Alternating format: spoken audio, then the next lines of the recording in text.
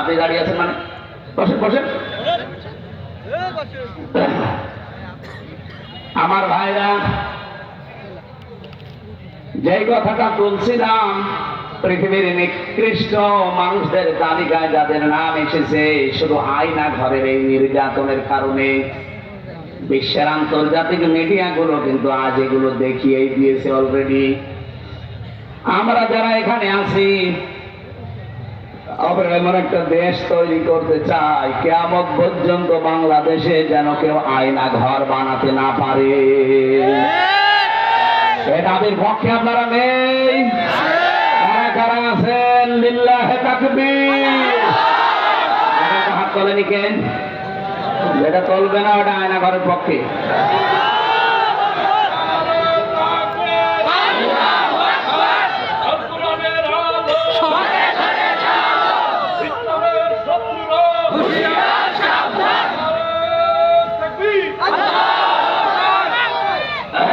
আলহামদুলিল্লাহ ভাই, রমজান মাস তো এখনো 2টা কাজ সামনে বাকি, সেহরি খাওয়া, তাহাজ্জুদ পড়া।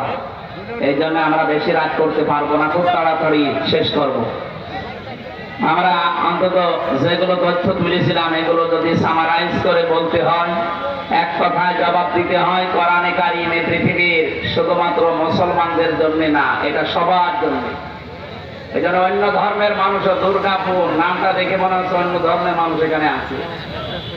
এই জন্য অন্য ধর্মের মানুষও যদি এই দেশে এখানে থেকে থাকেন, আপনাদেরকে ওয়েলকাম জানাচ্ছি, স্বাগতম জানাচ্ছি। আজকের এই অনুষ্ঠান শুধুমাত্র মুসলমানদের জন্য না, এটা সবার জন্য। কথা বলে না কেন? মানুষ পদবাচ্যে যারা বিবেচিত, সবার জন্য আজকের এই অনুষ্ঠান। কথা বলেন ঠিক কিনা? ধর্ম যার যার উৎসব, সবার এই কথা বলা যাবে না। এটা উৎসব না, এটা কোরআনের অনুষ্ঠান, এটা সবার জন্য।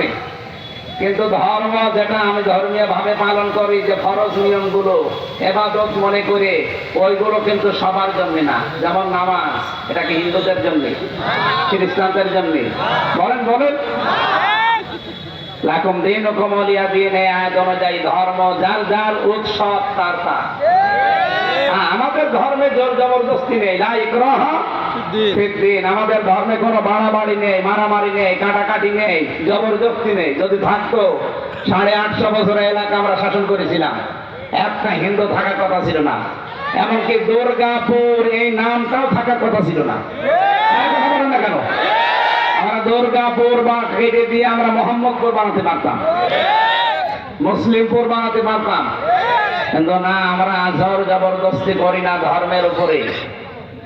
আমি সেদিন কলেজের অধ্যাপক, উনি বিসিএস ক্যাডার, ওনাকে বলেছিলাম যে স্যার, আপনাকে আমি মুসলমান হতে বলি না, আর আমরা জোরও করি না। হ্যাঁ, এদেশের মুসলমানরা যদি জোর করতো তাহলে 4 ভাগ হিন্দু পিটিয়ে মুসলমান বানিয়ে ফেলতাম।